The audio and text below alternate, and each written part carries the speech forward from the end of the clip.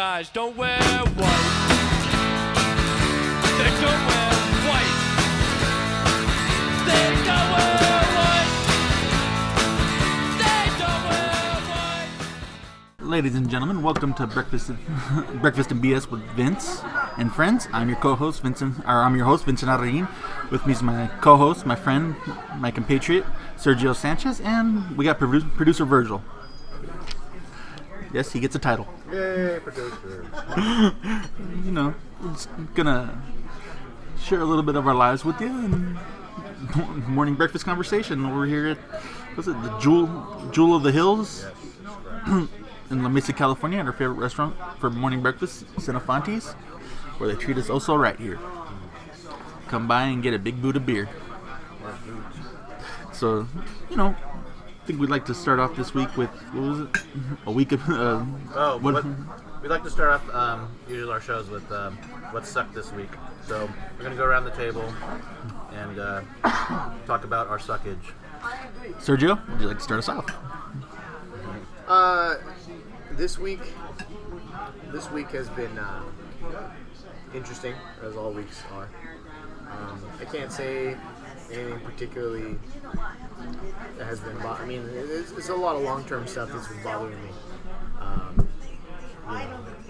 Trying to get a loan, cash out refi on my house to take care of some business expenses. It's taking a lot longer. You know what I mean? It just seems like in this world sometimes the more it's like, hey, you have money problems, huh? No problem. Just give us more money that you don't have. We'll solve all your money problems. So I don't know. But like I said, before, I'm just happy to be here. Sunday here and a little bit rainy, which is kind of nice to switch here for San Diego, and sharing our time with you guys here. Nothing too new to complain about. Just a lot of the same crap. Maybe I'll get back into some of that stuff once my brain starts working on it. All right, Virg. Well, just a small little thing. I woke up this morning and kind of shuffled around, get ready for the day, and then I walk out the door. I put my slippers on, and I forget something in the bedroom. Come back, slippers in front of the door. Open up the door. There's something on my slippers, and like, babe, what's that? And then so it turns out our cat threw up on my slippers, and then I looked down the hall. There's some more over there. Like, so he's just suggesting some medicine that he got for all the places. If you want to know the diagnosis, it has something to do with anal glands. So anyway, what are you doing to your cat's anal gland? No, so it's so funny because because male cats spray, so they have these special glands that mark their places. So they have. So do you cheese? So since he's neutered, it's not really into play, so they can actually like get infected and all that type of yummy stuff. But the really funny thing is when I went to take him to the vet on Tuesday, our doctor's of the swings the other way, and he's very fidgety, like a flamey fidgety, and I have nothing against anyone like that at all, or anything, but like where's a Ric Flair road kind of flamey, or kind of like that, yeah. Well, anyway, so they use like all these like funny positions, like just clutching his pearls and things like that, but imaginary pearls, I hope. Yeah. Yes. So anyway, and so I probably counted on my hands maybe like 10 or 12 times he said anal glands. It's just like, okay, anal glands, anal gland. So Anal anyway, gland. but I told this story to everybody, and it's pretty funny. It's just you expect a doctor to be pretty professional and stand straight and be cordial, but he was a little comfortable with me, and so that wasn't a really sucky thing. It was just why is it so comfortable with you, Virgil?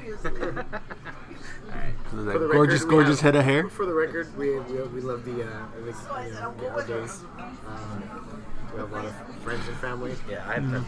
Yeah.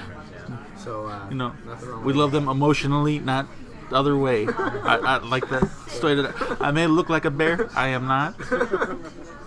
I have put many female person through community college. Many single mother put them through community college. Yet, very attractive to the. A certain community. Yeah. Okay. God bless your soul, man. So you're doing God's work. All right. Well, I really don't have like any major thing to complain about the week. I had a good week. I'd like to think. You know. It's a good indication when you're Yeah. just not a complete shitbag. You know, I have like little stresses. You know, of course, still dealing with unemployment. I had a job interview on Friday at what the hell? The donut factory or donut shop, whatever the hell it's called in downtown. You know that. That's great. I don't remember the name of the place I interviewed for. Anyways, and you know, so I hope I hear back. I haven't yet, so you know, I hope I hear back tomorrow. If not, I'm just gonna move on. You know, and you know, just little things. You know, I got all the balls off my car, so you know that's yay me from the tree. Okay. Tree balls. Tree balls, yes. Bit of a Yeah. backstory. You know, Yeah, last bit week. of a backstory. Everybody's giving me shit because I parked under a tree and a bunch of like leaves and berries or whatever the hell fell from the tree and basically bukkakied my car. I believe the analogy that was used last week was when Vince mentioned about his car looking the way it did. He said I parked under a tree, and I think I said where? Jurassic Park. Yes. My car was the little Asian girl in the middle of the bukkake video. And just that while eating. Virgil. In this case, it's not the small Asian girl; it's the big American, you know, muscle-bound. I don't want to think that way because that only no, not going there. Vince's cars are rather large, you know, and in charger, so I'm in a difficulty, you know, Yeah, America. with his analogy. But, okay, will be brought up more than once, I'm sure, at this table. Yeah, so you know, just little stresses. I'm okay. You know, I'm better this week than I was last week. Yeah, seems like it. It feels. Feel a little more optimistic. A little for myself.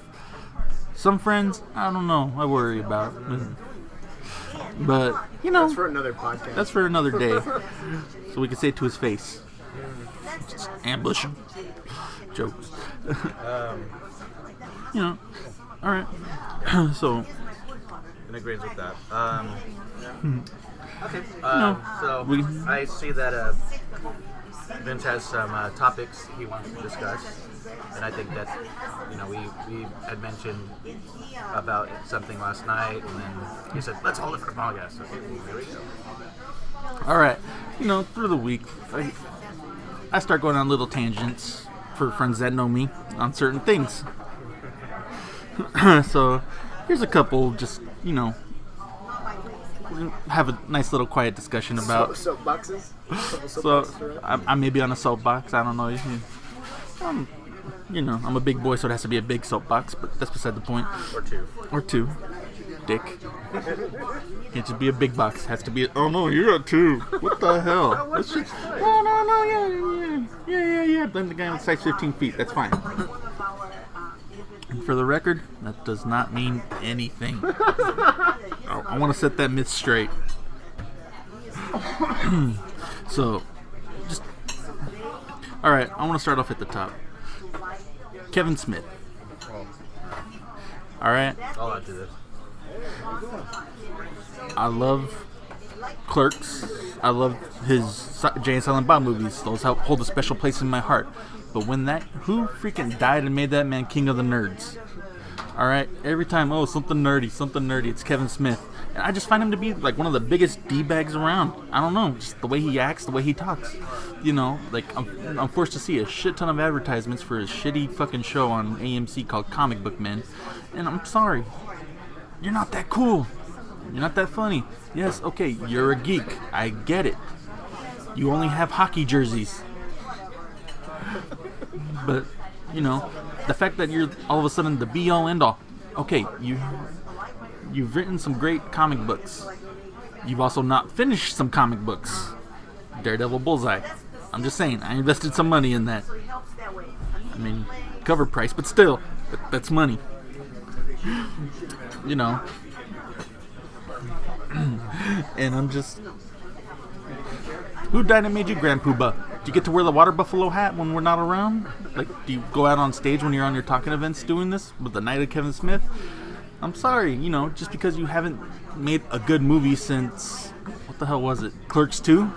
And you had to make a Clerks 2 because nothing else you do freaking gets any attention? But that's telling you something. Guess what? Okay, great. You changed cinema with your pop culture references.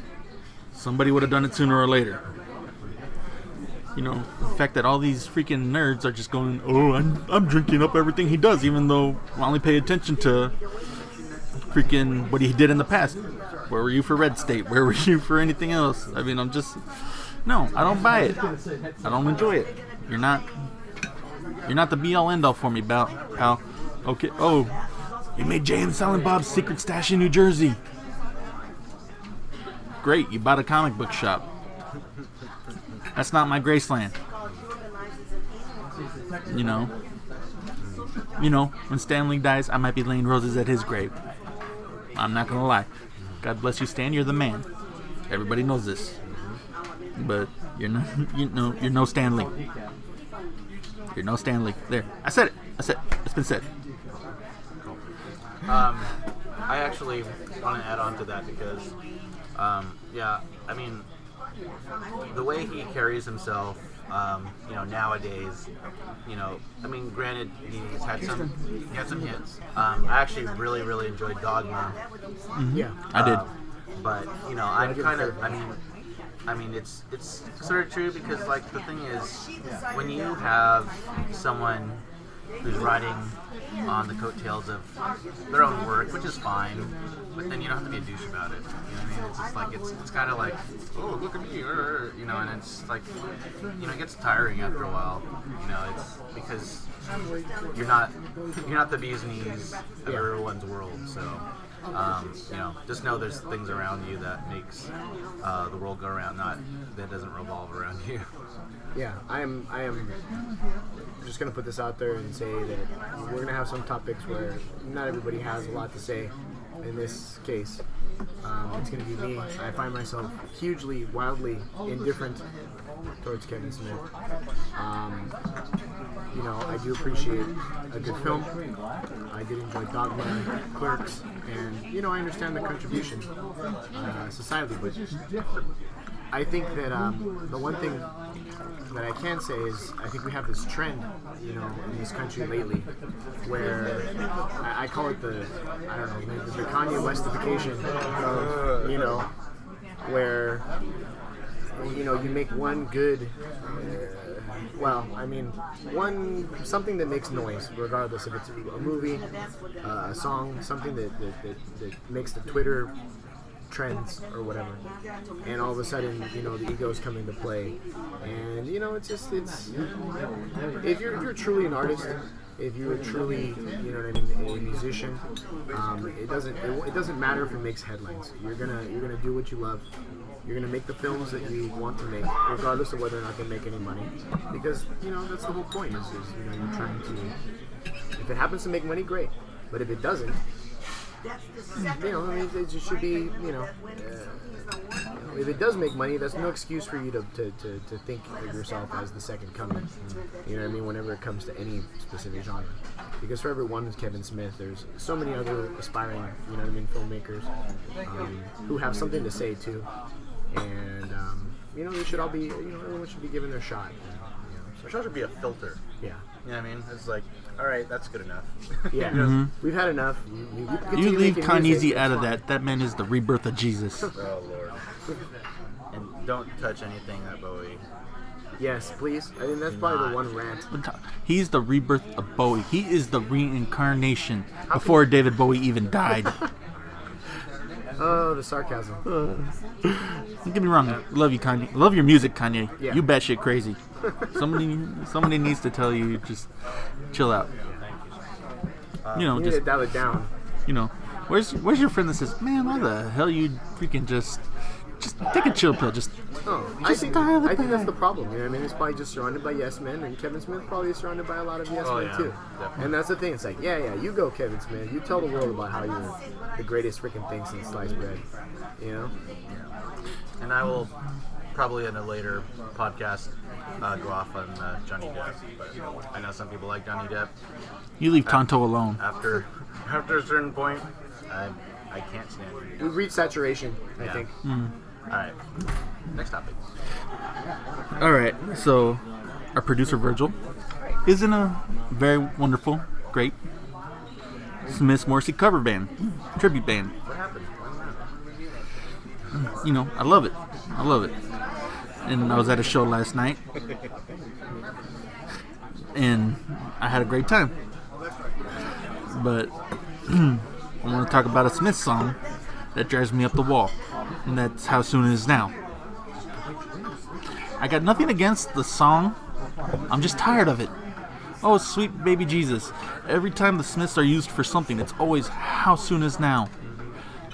And they are so much more than that. They are so much more than fucking one song that was used for an Aaron Spelling TV show. And it kills me just because whenever I hear the radio, I mean, who listens to the radio anymore? We thank you for spending your time listening to me ramble. And Not really radio, so it's podcast, so yeah. either Yeah, way, I get it. you're listening to me. Yeah. You're choosing that over what you could be listening to. So, Ads. so you know, if you want to help support me, that's fine. Help support the show. But anyways, you know, it's just so much better songs than How Soon Is Now, and it kills me that they're pretty much forced to at almost every occasion to sing that damn song. And there are times when he looks at me and they don't do the set and do that in their set, and I'm the most happiest man in the world because they're getting to better songs. And then, you know, it just other bands too had that from that era are just regaled to one song or two songs when they're really so much more. I mean, you think of The Cure, usually they just play Boys Don't Cry or Just Like Heaven, which are great songs. But, you know, I enjoy In Between Days. I enjoy Love Cats. We're barely scratching the surface of it. Yeah. You know, or Depeche Mode, all you hear is freaking Reach Out and Touch Faith. And it's just so much more. So much more. I think it's just societally. You know what I mean? It's just like I said, it's the Twitterification, I guess, or I don't know. Yeah. You know, where if it's a song that makes headlines. But I'm just saying, in a day when music is so available and so ready, Yeah. So free flowing, right? Compared to but you know, before. the radio stations and TV stations are just sticking to the same formats. You know, if you're gonna play this song, or if we're gonna play this band, you only play this song. When really everybody's looking up every other song from them now instead of just the one. Why not just try to spread the love, see what works, throw it up against the wall, see what happens. Maybe something beautiful comes out of it. Maybe you're like, hey, I like that song so much more. Open your mind, read a book, do something, just explore. Well, broadcast radio is just like cable television. You know what I mean? If it doesn't meet a certain formula, so many shows we've seen just. But see, you know what I mean? but cable television now is catching on though. They're showing so much more new content, better content. You know, It is, but how many good shows had to get canceled? Yeah, no, it's true. And how many good It's shows true. continue to get canceled? It's in true. favor of, you know, drivel. You know what I mean? Yes, they're doing the same. Some stations are doing the same little schlock, but some people are like, no, we got to step it up thanks to things like Netflix and Hulu and all that. AMC, kudos to you, AMC. Yeah. Good point. Yeah.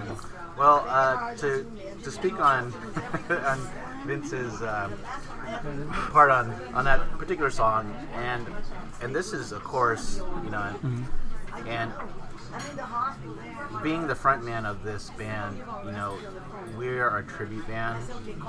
Also, let me make the distinction between cover bands and tribute bands. Cover bands play a bunch of songs from different artists, whereas a tribute band only plays songs from one particular artist. Anyway, Thank you, Virgil. I always actually wondered about that. so the thing is that when you are a tribute band, people expect you to play the popular songs, and then when we do insert B-sides, or something like that, but really good B-sides, you know, and that satisfies us. But you know, but after a point, you know, I mean, even Morrissey himself, you know, he gets tired of playing the same songs probably, and he inserts his son. Although, you know, you'll have an audience who's either really familiar with it or not familiar with it at all, and you know, and a lot of times you can see the disappointment on his face when people don't recognize a new song, because he, you know, it's like, okay, I'm an artist, I'm not a, you know, jukebox, you know, and that is, you know, the son of an artist as someone who's trying to make money. Yeah. And someone who wants to make money will play the same damn songs over and over and over and over.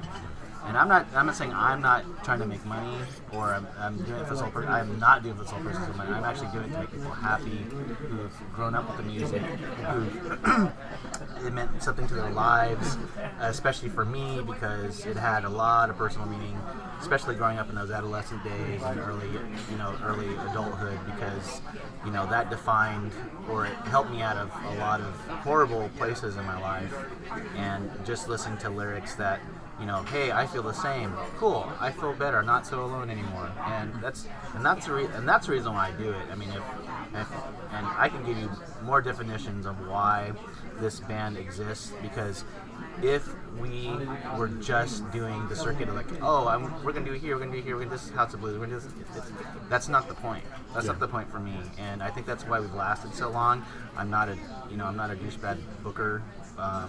Who just will scam people for money and not give them what they want. But, you know, the band life is actually, you know, very satisfying to me, because when people sing along and I don't sing at all, I mean, that means we're doing something good. So, And you're saving your voice. and I'm saving my voice, yeah. But in any case, I enjoy it. Although, to come back to Vince's point, yes, that song, I look at him like, I'm sorry. I just give him that my sorry face when we start to play it, and he just kind of sits there and he bears it as a good trooper, a good friend, and he's welcome to leave the room, you know, if he wants, or go to the bathroom. I usually feel so awkward because I'm like right up front. Usually you gotta fight the crowd to get up there. I just happen to be hanging out with you the whole damn time until you go up on stage, so I'm already up there, and I'm like, I'm stuck. Yeah, I'm stuck. Yeah, but it's great. I actually agree with him, but that's why we try to stick in some other songs in there. So that's it. I think we have a kind of touching on a good theme this week in terms of pop culture and music, which is, you know, if you truly love something and you're in it not because you're trying to make money, you're gonna put it out there and you're gonna appreciate. You know, your true fans of any band are going to appreciate everything, the B-sides, specifically because they don't get as much spin. You know, I know for me, I love music too. I'm particularly a fan of grunge. The 90s was a weird time for me, you know, and a lot of people. So, you know, I listen to a lot of Pearl Jam. I listen to a lot of Jerry Cantrell, Alice in Chains, Soundgarden, and the stuff that I like to listen. I mean, everybody know, you think of Soundgarden, everyone thinks of Black Hole Sun. Not a one-trick pony. You know, yeah, No, exactly. I mean, not the greatest, you know, everyone, Alice in Chains, Rooster, right? I mean, great song, don't get me wrong, but there is so much more there. And if you're just willing to expose yourself to that, and like Vince says, there's so many avenues for you now to explore. If you only know one song from your alleged favorite band, you're doing yourself a disservice. You know what I mean? Dig a little deeper. You have, you know, the ability now to truly explore. You know, there's really no reason why, you know, you can't expose yourself. Let me add this in. I asked a friend. I said, did you like David Bowie? It's like, I said, what was your favorite song? Well, I liked him in Labyrinth. Dance, magic, dance. Yeah, but no, that is not what David Bowie's known for. What kind of magic spell do you use? Thank you, Vince. Yeah, anyway. It's a good song. Yes, it is a great song. I'm just saying, because that's not what, I mean, that may be what Bowie's been known for the, you know, the 80s generation. 80s generation, millennials. What? Oh, little China girl. Okay, 80s may not have been his best time. No, but still, you know, he had No, he had some jams in the 80s. reinvented himself. Yeah. Okay. Yeah. All right. So to wrap it up, Kevin Smith, quit being a douche. Go out there and explore life. Explore pop culture. If you say you love something, learn more than one song. Go read their autobiography or Wikipedia page. I don't know. It's your journey. Enjoy life, and we'll help you have a good time. I'd like to thank Sergio Sanchez and our producer Virgil Sampaio. You can check out Sergio Sanchez at facebook.com/Sergio Sanchez. Sure. And You don't have to check me out at all. So. hit up Virgil's band, Still Ill, on Facebook. Look them up. Was it Still Ill San Diego? San Diego's Tribute to Smiths and Morris. Yeah. Go check them out, and you can find me on Facebook at /Vincent Arreguin, ARREGUIN, or look me up on Instagram or Twitter at Maldecido1904. Thanks for stopping by. I'll get the check.